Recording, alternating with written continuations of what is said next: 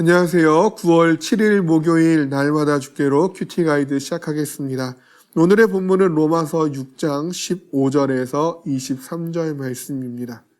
모든 사람은 어딘가에 소속되어 살아가지요. 어떤 분위기의 가족 구성원으로 태어나느냐, 어느 나라의 어느 지역에 소속되어 살아가느냐, 또 자라가면서 어느 학교에 소속되어 있고 또 직장은 어디에 소속되느냐 등의 것들이죠.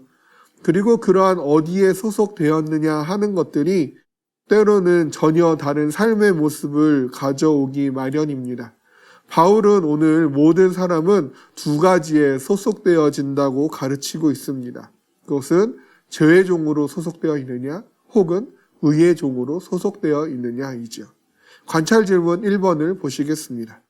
우리가 죄를 지을 수 없는 이유는 무엇입니까? 여기서 우리라는 것은 예수 그리스도를 믿은 자를 의미하는 것을 먼저 기억해야 합니다. 예수 그리스도를 구주로 믿음으로 하나님의 자녀가 된 자는 죄를 지을 수 없습니다. 15절에 보면요. 그런즉 어찌하리요 우리가 법 아래 있지 아니하고 은혜 아래 있으니 죄를 지으리요 그럴 수 없느니라고 말씀합니다. 예수 그리스도를 믿는 자가 죄를 지을 수 없는 이유는 그가 더 이상 법 아래에 있지 아니하고 은혜 아래에 있기 때문입니다.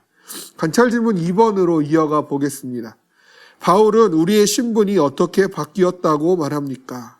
앞서 15절에서 말씀하고 있는 바 법 아래에 있다는 것은 율법에 속하여 있다라는 것을 의미합니다. 율법에 속하여 있기 때문에 율법의 요구를 온전히 다 이행해야지만 그 자가 의의를 행할 수 있게 되어지는 것이죠. 그러나 그것은 현실적으로 불가능합니다. 때문에 율법 아래에 있는 자는 죄에 속하여 있을 수밖에 없습니다. 즉 그는 죄의 종이 되는 것이죠. 그러나 예수 그리스도께서 십자가에 죽어 우리의 죄의 값을 대신 치르심으로 율법을 완성하였습니다. 그 은혜가 믿는 자들에게 임한 것이죠. 그래서 은혜 아래에 있게 되었습니다. 은혜 아래에 있는 자들은 예수 그리스도가 죄의 값을 대신 지불하셨기에 의의 종이 되는 것입니다. 따라서 바울은 17절과 18절 말씀을 통하여 너희가 본래 죄의 종이더니 너희에게 전하여 준 바 교훈의 분을 마음으로 순종하여 죄로부터 해방되어 의에게 종이 되었느니라고 선언하고 있는 것입니다. 관찰 질문 3번입니다. 죄의 종이 겪게 될 결과는 무엇입니까? 반대로 하나님의 종이 맺을 열매는 무엇입니까? 죄의 종은 의의를 행할 수 있는 능력이 없습니다. 그가 맺게 될 열매는 오직 사망뿐인 것이죠. 반대로 은혜로 인하여 죄에서 해방되어 의의 종이 된 자들은 거룩함에 이르는 열매를 맺을 수 있고 그 끝에는 영생이 주어집니다.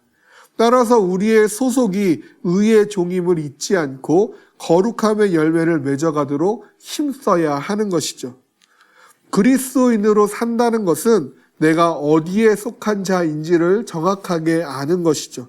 나의 정체성을 확고히 함으로써 시작된다고 할 수 있는 것입니다.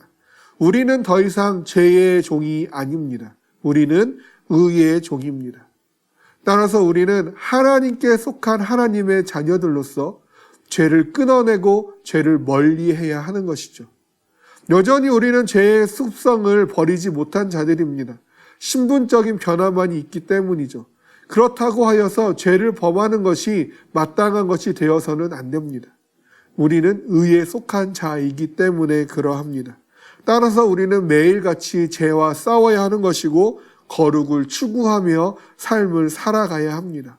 죄는 무슨 모양이든 버려야 하며 의와 거룩을 취하기 위하여 애쓰고 힘써야 하는 것, 그것이 바로 그리스도인이 가져야 할 삶의 자세인 것이죠. 그리고 그것이 죄인지 의인지를 가려내는 것은 어떠한 세상의 윤리나 도덕적 가치가 아니라 오직 진리이신 하나님의 말씀인 것입니다. 따라서 오늘 하루도 하나님의 말씀에 순종함으로 우리 가운데 있는 모든 죄를 끊어내고 거룩의 열매를 맺어가는 우리가 되어지기를 소망합니다.